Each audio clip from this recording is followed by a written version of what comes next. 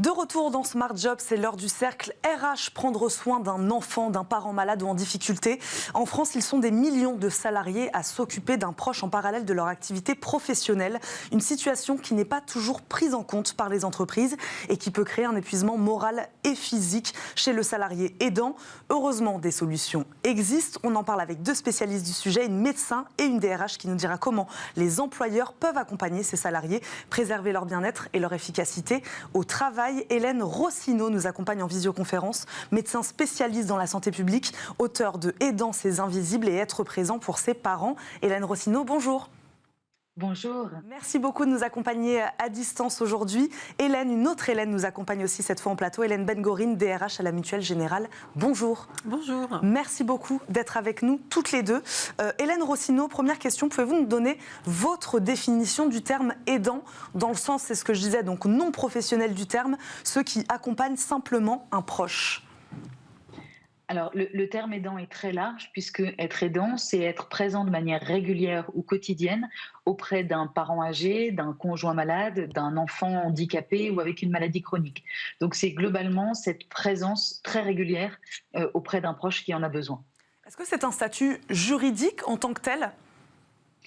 Non, pas vraiment. En tout cas, pas pour tout le monde. On a certains statuts qui existent quand on s'occupe d'un parent âgé ou d'une personne handicapée, mais ces statuts oublient complètement toute la partie des maladies chroniques, par exemple.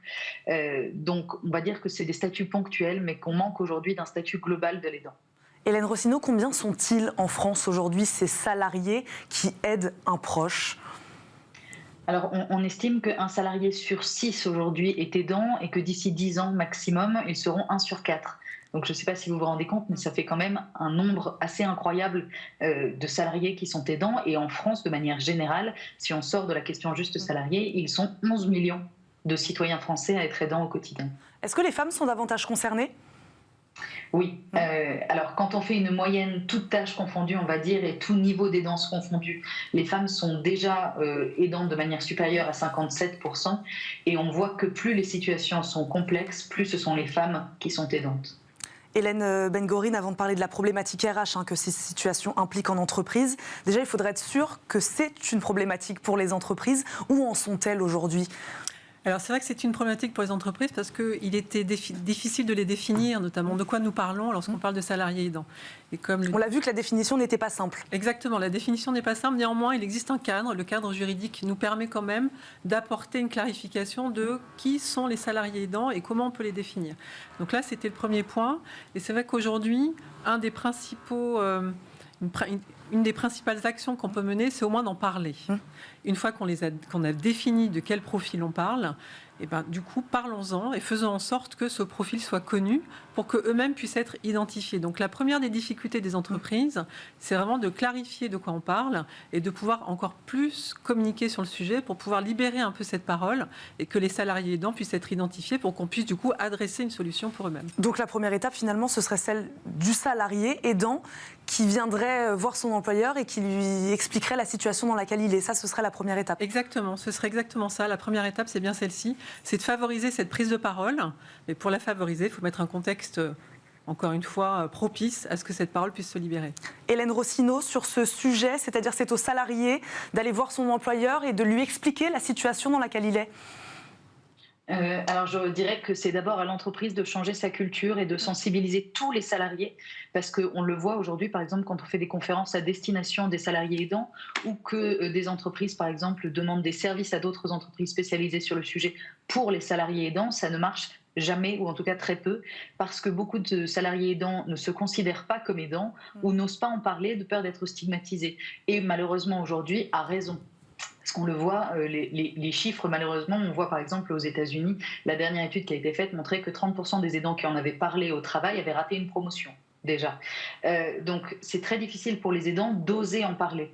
Donc si on ne commence pas par instaurer une culture tolérante, bienveillante, comme on l'a fait ces 20-30 dernières années pour les femmes qui avaient des enfants et qui souhaitaient continuer à travailler, jamais un salarié ne viendra parler ni à ses managers, ni à ses RH, de ce sujet. C'est pour ça que quand j'entends à chaque fois qu'on attend que les salariés aidants viennent, c'est un serpent qui se mord la queue. Moi, à chaque fois quand j'interviens en entreprise, je prends tout le monde à la fois, parce que même les personnes qui ne sont pas aidantes ont besoin d'entendre ce que c'est, ont besoin d'entendre que ce n'est pas une honte d'être aidant, ont besoin d'entendre les qualités développées par les salariés qui sont aidants, pour arrêter d'avoir un regard parfois plein de jugement sur les autres salariés qui, eux, sont concernés par cette question.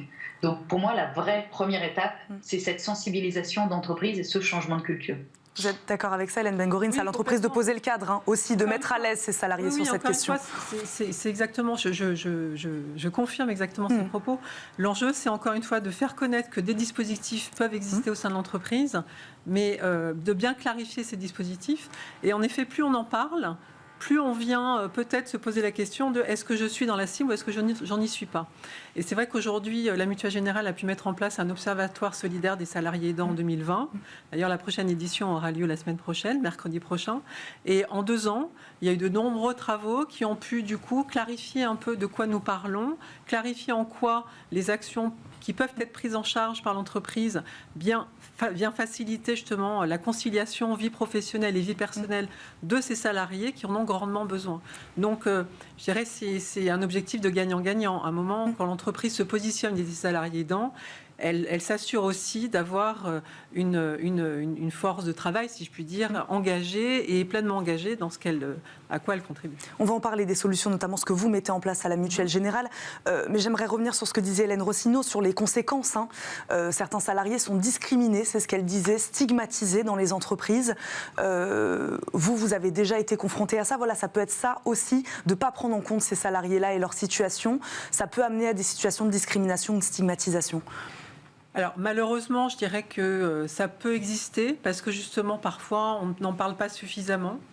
Et je pense que l'enjeu d'une DRH et d'une direction générale, c'est justement de poser le sujet encore une fois et de dire que tout le monde peut être confronté à la problématique, malheureusement, à un moment dans son parcours de vie, son parcours professionnel, et qu'à un moment ou à un autre, l'entreprise, elle doit se positionner par rapport à ça.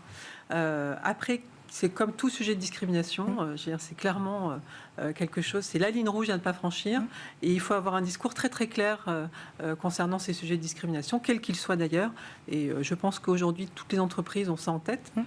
Après, reste à chacun de regarder, voir comment il gère la situation. Mais en tout cas, au sein de la Mutuelle Générale, le discours est clairement établi. On met beaucoup de plans d'action au travers de cet observatoire pour solutionner des problématiques qui hier n'étaient pas connues. Il faut bien s'en rendre compte.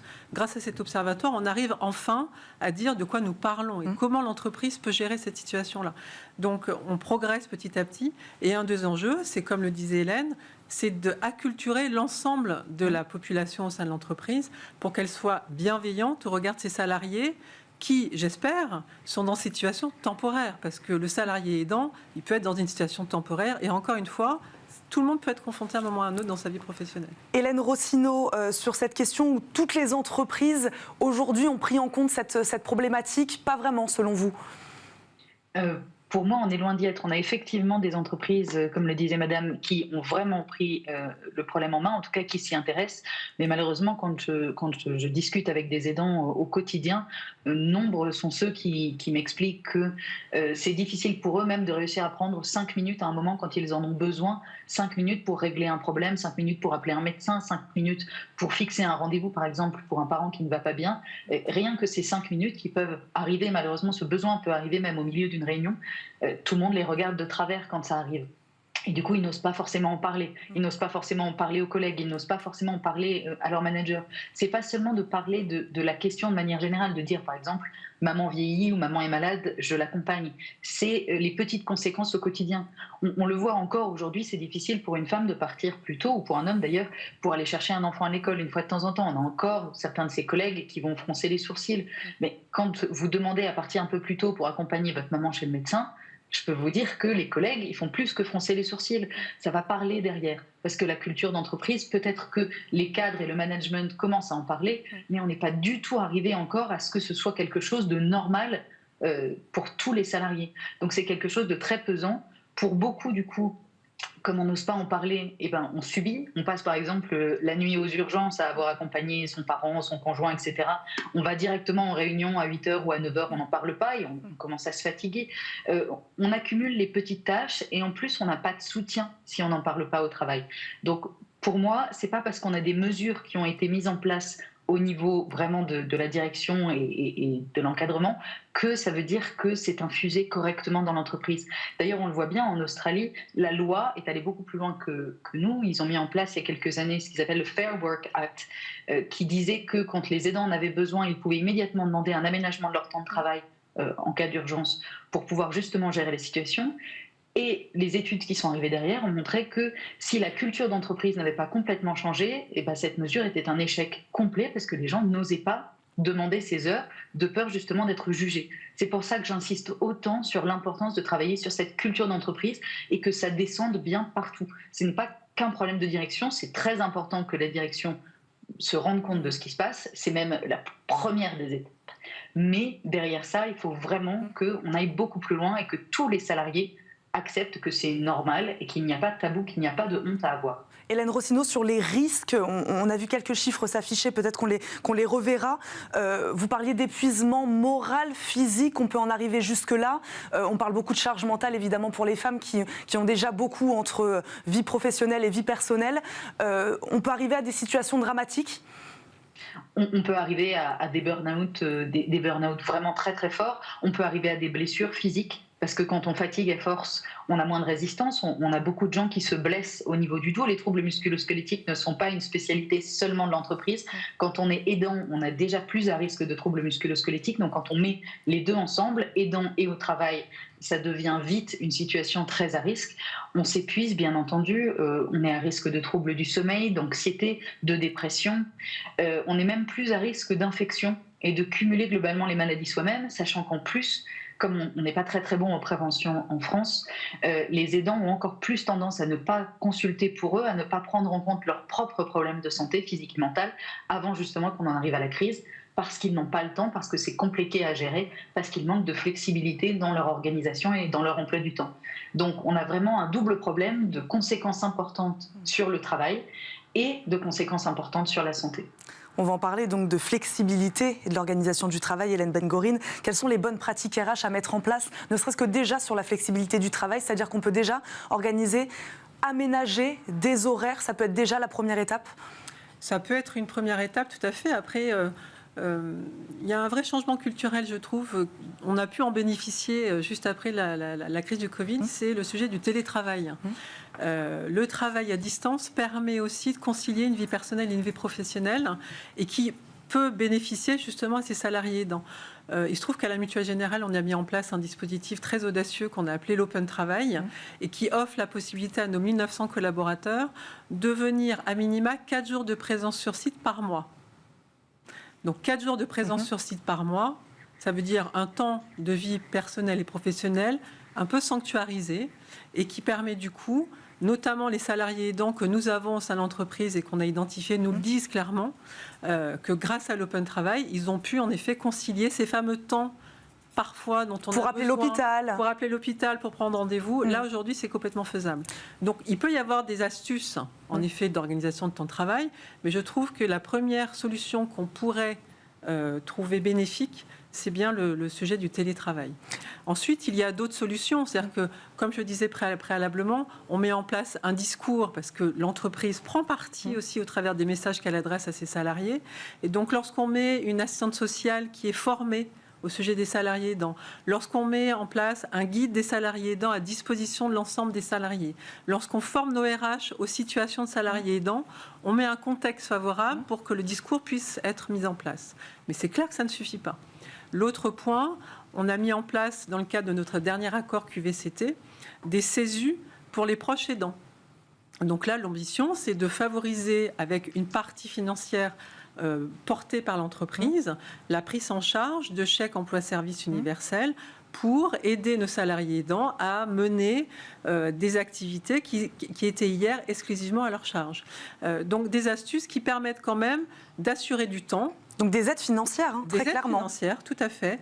Des astuces qui permettent d'assurer du temps, d'assurer de la disponibilité et d'assurer de l'argent aussi, parce que parfois il faut soutenir aussi la dimension financière.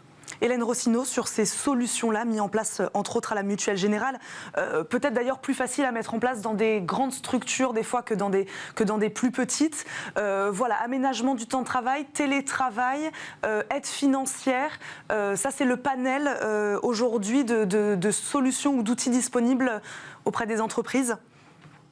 Alors tout à fait, ce sont de très bonnes mesures et je vous félicite d'ailleurs, madame, de les avoir mis en place parce que vous êtes très avancée sur le sujet. Beaucoup d'entreprises sont très loin d'en être là. On peut aussi imaginer par exemple un réseau de ce qu'on appelle des pairs aidants, des salariés qui sont déjà passés par là et qui ont envie d'épauler des salariés qui, eux, sont en train de traverser cette épreuve. Ça peut bien fonctionner, ça fonctionne bien en particulier en Angleterre. Un petit bémol juste sur le télétravail, il a effectivement cet avantage d'être déjà beaucoup moins stigmatisé depuis le Covid et de permettre de passer justement ces coups de fil, etc. Mais quand on est dans des situations complexes, c'est-à-dire quand on a le patient chez soi, par exemple, c'est un peu comme pendant le Covid, les gens qui ont découvert que garder des enfants, c'était un job aussi et que c'est extrêmement compliqué de télétravailler avec des enfants en bas âge dans la maison. Ça peut être très difficile d'avoir son proche chez soi, de s'en occuper en même temps qu'on travaille. Parce que ça dépend aussi du niveau de dépendance du proche. Mais c'est quand même quelque chose à garder en tête. Le télétravail est un très bon outil, mais parfois il ne fait pas tout. La flexibilité dans le télétravail est aussi importante. Et parfois on a tendance à confondre les deux en se disant que le salarié étant en télétravail, ça y est, c'est bon, le problème est réglé, il se débrouille avec son domicile puisqu'il est dans son domicile. Mais parfois, on a aussi besoin de pouvoir s'occuper du proche et d'avoir quelques moments dédiés dans la journée qui seront sur les heures de travail quand on est en télétravail. Donc c'est pour ça que c'est important de former les managers, parce que si on a du micromanagement et que toutes les heures, toutes les 2 heures, etc., le manager demande « alors vous avez fait quoi, vous en êtes où ?» etc., le salarié ne se sentira jamais libre de jongler et par exemple d'aller donner un coup de main à son parent âgé qui peut être dans une autre pièce de l'appartement. Donc c'est important ça à garder en tête. Mais en tout cas, c'est déjà un très bon début ce que propose madame. Nous, ce qu'on a tendance à faire en général quand je fais des conférences, c'est que chaque entreprise en fait a ses besoins et chaque salarié aidant a des besoins assez particuliers. C'est très difficile de faire une liste pour tout le monde. Donc, c'est du cas par cas. C'est du cas par cas, c'est ça, Hélène Rossineau. Il faut, ouais. Chaque situation est différente.